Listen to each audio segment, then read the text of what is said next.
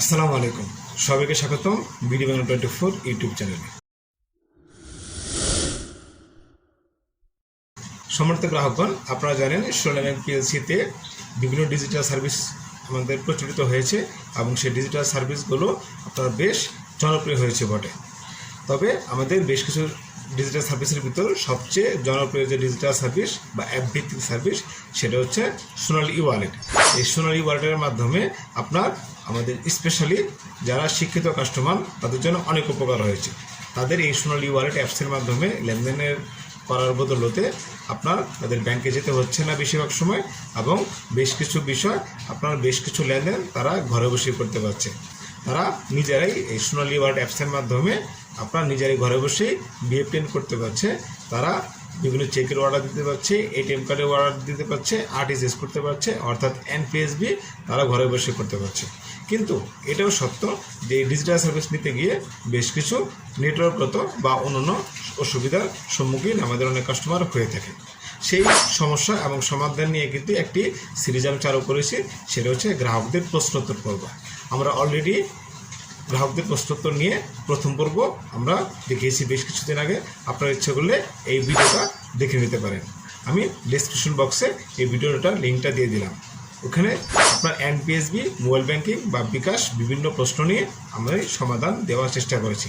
আশা করি যারা দেখেছেন তাদের ওই সমস্ত সমস্যা যদি হয় তাহলে কিন্তু তারা ওই ফেসবুক গ্রুপে পোস্ট দিয়ে তার সমাধানের জন্য একদিনের মতো সময় ওয়েট করতে হবে না। তাহলে তারা নিজেরাই জেনে যাবে এটা সম্ভাব্য সমাধান কী হতে পারে। আর যেহেতু আর্থিক বিষয়, অনেক সময় টাকা পয়সা যদি আটকে যায় সফটওয়্যারগত কারণে, তখন অনেকে টেনশনে থাকেন সেই টাকাটা আপনি ফেরত পাবেন কিনা।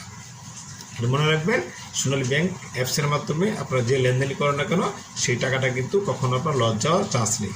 হতে পারে টাকাটা যদি আটকে যায় আপনার কিছুদিন সময় লাগতে পারে সেই টাকাটা রিভার্স হওয়ার জন্য বা রিটার্ন হওয়ার জন্য। তবে মনে রাখবেন, আজকে যে ভিডিওটি দেখব সেখানে আমরা গ্রাহকদের বিভিন্ন প্রশ্নের উত্তর দেওয়ার চেষ্টা করব। সেই প্রশ্ন উত্তর আপনাদেরই যারা সোনালী ওয়ালেট, সোনালী ব্যাংক বা বিভিন্ন নামে যে গ্রুপগুলো ফেসবুকে প্রচলিত, সেই ফেসবুক থেকে আমি প্রশ্নগুলো নেওয়ার চেষ্টা করেছি। মনে রাখবেন, একজনের প্রশ্নের সমাধান যদি আমি এখানে দেওয়ার চেষ্টা করি তাহলে অন্যান্য গ্রাহকরা যদি এই ভিডিওটা দেখে তাহলে কিন্তু তার আর ওই প্রশ্ন জন্য ফেসবুক গ্রুপে কোনো পোস্ট দিতে হবে না। তার সহজেই বুঝতে পারবে যে এই সমস্যাটি আমার হয়েছে, তাহলে আমার সমাধানটি কী হতে পারে, অর্থাৎ টেনশনমুক্ত লেনদেন। আজকে আমরা আরও কিছু প্রশ্নের সমাধান নিয়ে কথা বলবো। চলুন আমরা দেখে নিই কী কী রয়েছে আজকে সেই প্রশ্নে। সোনালী ওয়ালেট গ্রুপ থেকে একটি প্রশ্ন পেয়েছি, সেটা হচ্ছে প্রশ্ন করেছেন জনাব সামিউল হক চৌধুরী। তিনি লিখেছেন, আমার বাবার বয়স 65 প্রায়, উনি ই ওয়ালেট ব্যবহার করতে পারেন না। কারণ হিসেবে বলা হয় 60-এর বেশি বয়সীদের অ্যাপ ব্যবহার করতে পারবেন না। শারীরিক সমস্যার জন্য উনি ব্যাংকে যেতে পারেন না, এই জন্য তার ডিফল্ট ব্রাঞ্চে কথা বলেও কোনোরূপ সমাধান পায়নি। তবে এটাও সত্য যে অনেক গ্রাহক এই ধরনের সমস্যায় পড়েন। বয়স বেশি হওয়ার কারণে দেখা যায় ব্যাংকে যেতে পারেন না, চেকে সাইন করতে পারেন না, ইভেন এটিএম কার্ড ইউজ করতে পারেন না। সেক্ষেত্রে দেখা যায় অ্যাপসটা একটা ভালো উপায় হয়ে থাকে, কিন্তু এই অ্যাপসটা অনেক সময় দেখা যায় আমাদের ব্যাংকের ম্যানেজার বা ব্যাংক কর্তৃক সেখানে মোটিভেট করা হয় না, ডিমোটিভেট করা হয়। যেহেতু তার বয়স বেশি সেহেতু তার অ্যাপসটা ইউজ করা উচিত হবে না। কিন্তু এটাও সত্য, বয়স বেশি হলে যে অ্যাপস তিনি ইউজ করতে পারবেন না সেটা কিন্তু 100% সত্য না, বা এটা কোনো নিষেধ না। এটা জাস্ট নিরাপত্তার স্বার্থে আমাদের ব্যাংকারগণ বলে থাকে যাতে ওই বয়স্ক লোক কোনো সমস্যায় পরিণত না হয়।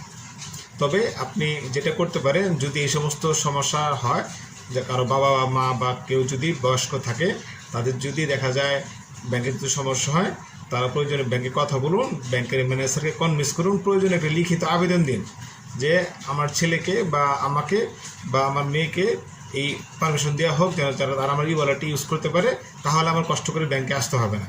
যদি সমস্যা হয় তার গ্রাহক নিজে দাবি থাকে, এই ধরনের প্রয়োজন একটা আবেদন আপনি ব্যাংকে দেন, বা এই সমস্ত কথা বলে আপনি ব্যাংকের ম্যানেজারকে কনভিন্স করার চেষ্টা করুন যে আপনার ই ওয়ালেটটা যেন তা ইউজ করার জন্য পারমিশন দেওয়া হয়। কেননা অনেক সময় দেখা সত্য আমাদের গ্রাহক যখন আমাদের সামনে আসে, অনেক বয়স্ক লোক এসে কিন্তু বলে যে স্যার আমি তো আসতে পারি না, তখন আমরা পরামর্শ দেওয়ার চেষ্টা করি। কিন্তু এটাও সত্য কথা, এই পরামর্শটি দেওয়াটাও কিন্তু অনেক সময় ঝুঁকিপূর্ণ হয়ে যায়। অনেক সময় ছেলে মেয়ে একাধিক থাকে, আর সব ছেলের সঙ্গে কিন্তু পিতামাতার সম্পর্ক ভালো না থাকতে পারে, তখন কিন্তু এই ধরনের সমস্যা হয়, তারা বাবার বা মায়ের অ্যাকাউন্ট থেকে টাকা নিয়ে নেয়। এই ধরনের ঘটনা আমাদের সামনে মাঝে মাঝে আসে। তাই যেটা করতে হবে, আপনারা যদি সব সন্তান একসাথে যান এবং গিয়ে ম্যানেজ করে বুঝিয়ে বলেন, তাহলে কিন্তু এর সমাধান হলেও হতে পারে। আশা করি এই সমাধানটি আপনার কাজে লাগবে। আমরা এখন দেখি দ্বিতীয় প্রশ্ন কি আছে। দ্বিতীয় প্রশ্ন সোনালী ওয়ালপুর থেকে নেওয়া হয়েছে। প্রশ্ন করেছেন মুস্তফা এমজি নামে একজন। তিনি বলছে 1 মাসের উপরে হলো কার্ডের মেয়াদ নবায়ন করতে দিলাম, এখনও কার্ড আসেনি। চেক বইয়ের বেলাও দেখি এরকম দীর্ঘ সময় লেগে যায়। এসব কাজে দীর্ঘসূত্রিতার কারণ কি? এসব কি সমাধান করা যায় না? একটা সেবায় অভ্যস্ত হওয়ার পর দীর্ঘ সময় সেটি বন্ধ রাখার বিড়ম্বনা মারাত্মক। গত 1-2 বছর কিন্তু এই সমস্যাটা খুবই চরম আকার ধারণ করেছে। সেটা হচ্ছে আমরা সময় মতো এটিএম কার্ড পাচ্ছি না এবং সময় মতো চেক বইটা পাচ্ছি না। অনেক শাখাতে নর্মাল চেক বইয়ের ক্রাইসিস, অনেক শাখাতে আপনার এমআইসি চেক আসতে 5-6 মাস সময় লেগে যাচ্ছে, আবার অনেক শাখায় 2-3 মাসে চলে আসতেছে। এটা একটা ব্যাপক একটা বিড়ম্বনার শিকার কিন্তু আমাদের কাস্টমার হচ্ছে এবং আমরা কাস্টমারকে বোঝানোর চেষ্টা করি, কিন্তু অনেক সময় কাস্টমার কিন্তু কনভিন্স হয় না। সেই জন্যে যারা শিক্ষিত কাস্টমার তাদের জন্য আমি একটা সবসময় পরামর্শ দিই, যেহেতু আপনাদের একটা সমস্যা চলছে এটিএম কার্ড এবং হচ্ছে চেক বই নিয়ে, সেক্ষেত্রে আপনারা সোনালী ই-ওয়ালেট অ্যাপসটা ইউজ করুন। আপনারা সোনালী ই-ওয়ালেট অ্যাপ যদি ইউজ করেন, তাহলে আপনারা কিন্তু সহজেই যে কোনো শাখা থেকে আপনি চেক ছাড়াই টাকা তুলতে পারবেন এবং সেটা তুলবেন বিনা লাইনে। আমি কিন্তু একটা ভিডিও দেখেছি, সেখানে বিনা লাইনে কীভাবে টাকা তুলতে হয় এবং এটাও দেখতে পারেন কীভাবে আপনার ই-ওয়ালেটটা রেজিস্টার করতে হয়। আমি ভিডিও ডেসক্রিপশন বক্সে কিন্তু অবশ্যই দিয়ে দিলাম কীভাবে আপনার ই-ওয়ালেটটা রেজিস্ট্রেশন করবেন। তার আগে দেখে নেবেন কীভাবে যে ই-ওয়ালেটের কী কী সুবিধা রয়েছে। সেই সুবিধাগুলো যদি আপনি দেখতে পারেন, বুঝতে পারেন, তাহলে কিন্তু আপনি সহজে আপনার ব্যাংকের লাইফটাকে খুব স্মুথ পর্যায়ে নিয়ে আসতে পারবেন। যেহেতু এটিএম কার্ড আসতে দেরি হচ্ছে, আপনি কিন্তু ওই অ্যাপসের মাধ্যমে এটাও দেখতে পারবেন যে আপনার এটিএম কার্ডটা প্রিপেয়ার হয়েছে কিনা বা তৈরি হয়েছে কিনা, সেটা কিন্তু আপনার অ্যাপসে দেখা যাবে। এই সমস্ত ভিডিওটা আমার এই চ্যানেলে দেওয়া আছে, আপনার কষ্ট করে দেখে নেবেন এবং একটা লিঙ্ক আমি দিয়ে দিচ্ছি, সেটা হচ্ছে কী কী সুবিধা রয়েছে। এই ডেসক্রিপশন বক্সে কিন্তু সেটা দেওয়া থাকবে সোনালী ওয়ালেটের বিভিন্ন সুবিধাসমূহ নিয়ে। আপনি সেই ভিডিওগুলো দেখবেন, তাহলে কিন্তু আপনার কাজে লাগবে। তবে হ্যাঁ, আপনার যেহেতু কাস্টমার, আপনারা কিন্তু সোনালী ব্যাংকের জন্য সম্পদ। আপনারা যেটা করতে পারেন, আমাদের কল সেন্টার রয়েছে 16639। এই 16639-এ আপনারা নিয়মিত কমপ্লেন দিতে পারেন যে আমার কিন্তু এটিএম কার্ডটি আসছে না, আমার কিন্তু এমআইসি চেক এতদিন আগে আবেদন করেছি, এখন আসে নাই। এটার সমাধান কিন্তু আপনারাই করার চেষ্টা করতে পারেন। যদি নিয়মিত কমপ্লেন দেওয়া হয়, তাহলে কিন্তু অবশ্যই উপরের মহল বা আমাদের উপরে ম্যানেজমেন্ট অবশ্যই এটাকে গুরুত্ব সহকারে দেখার চেষ্টা করবে। তবে এটাও সত্য, সোনালী ব্যাংক পিএলসি কিন্তু চেষ্টা করছে এই সমস্যাগুলো যেন আর দীর্ঘ মেয়াদি না হয় এবং এটা যেন আসল সমাধান করা হয়। সেই পর্যন্ত ধৈর্য ধরুন। আপাতত আপনি সোনালী ই-ওয়ালেট অ্যাপসের মাধ্যমে লেনদেন করে আপনি কিছুটা বিড়ম্বনার শিকার হতে মুক্ত থাকুন। আরেকটি প্রশ্ন যাব, সেটা হচ্ছে জুনায়েদ হোসেন জুনিয়র নামে একজন প্রশ্ন করেছেন। 13 ডিসেম্বর 2023 সেই প্রশ্ন করেছিলেন। বলেছেন উনি, ডেবিট কার্ড ইস্যুকৃত ডেট থেকে 1 বছর পূর্ণ হলে কি বাৎসরিক চার্জ কাটে নাকি প্রতি ডিসেম্বর মাস শেষ কাটে? ডিসেম্বর মাসের শেষে কাটে। অভিজ্ঞ ব্যক্তিরা বিষয়টা একটু জানান। এখানে তার প্রশ্নটা, অবশ্যই এই প্রশ্নটা আমিও যেহেতু এটিএম কার্ডের সার্ভিসটা দিয়ে থেকে আমার ডেস্কে, আমি কিন্তু এই বিষয়টা উপলব্ধি করি। অনেকেই প্রশ্ন করে, আমি যেখান থেকে এটিএম কার্ড নিচ্ছি বা যেদিন এটিএম কার্ড আবেদন করছি, সেদিন থেকে কি আমার চার্জ কাটবে 1 বছর পর নাকি হচ্ছে ডিসেম্বর শেষে কাটবে? তাদের জন্য উত্তর হচ্ছে, প্রতি বছরের ডিসেম্বরের শেষ সপ্তাহে আমাদের এটিএম কার্ডের চার্জটা অটো অ্যাকাউন্ট থেকে কেটে নেওয়া হয়। এখানে একটা মনে রাখবেন, আপনি এটিএম কার্ড যদি নাও নিয়ে থাকেন, কিন্তু যদি আবেদন করে থাকেন, সেটা শাখায় পড়ে থাকে, তারপরেও কিন্তু আপনার সেই কার্ডের চার্জ কিন্তু আপনার প্রতি বছরের ডিসেম্বরে নিয়ে থাকবে। অনেকে প্রশ্ন করেন, স্যার আমি তো কার্ডই হাতে নিয়ে নিই, তাহলে আমার এটিএম কার্ড চার্জ কাটবে কেন?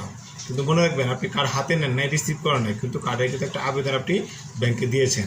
সেই কার্ডটা আবেদন দেওয়ার কারণে কিন্তু সেই ব্যাংক একটি কার্ড আপনার জন্য প্রিন্ট করেছে এবং সেটার পিছনে খরচ হয়েছে। এখানে আরেকটা প্রশ্ন করেছে একজন সোনালী ওয়ালেট গ্রুপে, সেটা হচ্ছে, সোনালী ব্যাংকে কল সেন্টারে কমপ্লেন দিলাম, এছাড়া বাংলাদেশ ব্যাংকে কমপ্লেন দিলাম, তারপর কোনো লাভ হলো না, এখন কি করার? এনপিএসবি সম্পর্কিত প্রশ্ন যেহেতু এর আগের ভিডিওতে আমি দেখেছি, আপনার কষ্ট হবে এই প্রথম পর্ব থেকে এটার উত্তরটা দেখে নেবেন, কারণ এটার সমাধান আমি বিস্তারিত সেখানে বলা হয়েছে। পরবর্তী প্রশ্ন যাই। পরবর্তী প্রশ্ন একজন বলেছেন, আমার ই-ওয়ালেটে আমার সোনালী ওয়ালেট অ্যাকাউন্ট ব্যালেন্স 0 দেখাচ্ছে, সেটা প্রথম ছবিতে উনি উল্লেখ করেছেন, এবং ই ব্যাংক অপশনে গেলে অ্যাকাউন্ট ব্যালেন্স ঠিকই দেখাচ্ছে, কিন্তু অ্যাভেলেবেল ব্যালেন্স 0 দেখাচ্ছে এর দ্বিতীয় ছবিতে। এর কারণ কি হতে পারে? এর প্রতিকার কি? পরামর্শ দিয়ে সহযোগিতা করবেন। এটা প্রতিকারটা খুবই সহজ, মনে রাখবেন, এটা হচ্ছে একটা নেটওয়ার্কগত সমস্যা। এটা কোনো দীর্ঘমেয়াদী না, এটা অল্প কিছুক্ষণ বা অল্প কয়েকদিনের ভিতরে সমাধানটি হয়ে যায়। মাঝে মাঝে মেইনটেনেন্স কাজ বা বিভিন্ন কাজের জন্য সোনালী ওয়ালেট অ্যাপসটা কিছুটা সমস্যা করে। এই সমস্যার সময় কিছুটা আপনার মিস ইনফরমেশন দেখাতে পারে। আপনি কিছুদিন ওয়েট করেন বা কিছুক্ষণ ওয়েট করেন, দেখবেন এটা হয়তো একদিন সময় লাগবে না, এই সমাধানটি কিন্তু অটোমেটিক আবার সমাধান হয়ে যায়। এটা টেনশন করার কোনো কারণ নেই। লাস্ট আরেকটি প্রশ্ন দেখব, সেটা হচ্ছে বিকাশ থেকে সোনালী ব্যাংকে টাকা ট্রান্সফার করা যায় কি? অর্থাৎ বিকাশ থেকে তিনি সোনালী ব্যাংকে টাকা নিতে চাচ্ছেন, সেটা করা যায় কিনা সেটা জানেন না, উনি এই বিষয়টা জানেন না। এটার সুসংবাদ সেটা হচ্ছে বিকাশ থেকে কিন্তু আপনি সোনালী ব্যাংকে এবং সোনালী ব্যাংক থেকে বিকাশে দুইটাই আপনি অবশ্যই লেনদেন করতে পারবেন এবং সে টাকা নেওয়া যাবে। কিন্তু মনে রাখবেন, একটা হচ্ছে চার্জ ফ্রি, একটা হচ্ছে চার্জযুক্ত। যদি আপনি সোনালী ব্যাংক থেকে বিকাশে নেন তাহলে আপনার কোনো চার্জ কাটবে না, আপনি জিরো চার্জে সেই টাকাটা অ্যাড করতে পারবেন। এবং তবে বিকাশ থেকে যদি আপনি সোনালী ব্যাংকে নিতে চান তাহলে কিন্তু একটা খরচ আছে, সেটা হচ্ছে শতকরা আপনার 1 টাকা কেটে নেবে। অর্থাৎ যদি আপনি 1000 টাকা বিকাশ থেকে সোনালী ব্যাংকে অ্যাড করেন তাহলে কিন্তু 1% অর্থাৎ 10 টাকা খরচ কেটে নেবে। এটা যত বেশি হবে শতকরা 1 টাকা হিসেবে কাটবে। এই নিয়ে একটা আমার বিস্তারিত ভিডিও আছে, আপনি দেখতে পারেন বিকাশ থেকে কীভাবে সোনালী ব্যাংকে টাকা নেওয়া হয় অথবা সোনালী ব্যাংক থেকে কীভাবে বিকাশে টাকা নেওয়া হয়, সেটার লিঙ্ক আমি ভিডিও ডেসক্রিপশন দিয়ে দিলাম, সেখানে আপনারা দেখে নেবেন। আশা করি সেটা আপনার অনেক উপকারে আসবে। বিশেষ মুহূর্তে স্পেশালি যখন আপনি টাকা তোলার কোনো ওয়ে থাকবে না, তখন কিন্তু সহজেই আপনার অ্যাকাউন্ট থেকে বিকাশে টাকা নিয়ে অল্প কিছু খরচ হলেও আপনি সেই আর্থিক রিকোয়ারমেন্টটা পূরণ করতে পারবেন। আশা করি আজকে ভিডিওটি ভালো লেগেছে। আপনাদের প্রশ্ন এই ভিডিওর কমেন্ট বক্স বা যে কোনো ভিডিওর কমেন্ট বক্সে আপনি দিতে পারেন। আমার ভিডিওগুলি আপনার হয়তো খুঁজে পেতে সমস্যা হবে, যদি একটা কমেন্ট করে আপনার সমস্যাটি উল্লেখ করেন তাহলে আমি সঠিক উত্তরে বা সম্ভাব্য সমাধানের যে ভিডিওটি রয়েছে সেটা আমি সেই লিঙ্ক সেখানে শেয়ার করব, অথবা আপনাকে সরাসরি সেই প্রশ্নের উত্তর দেওয়ার চেষ্টা করব।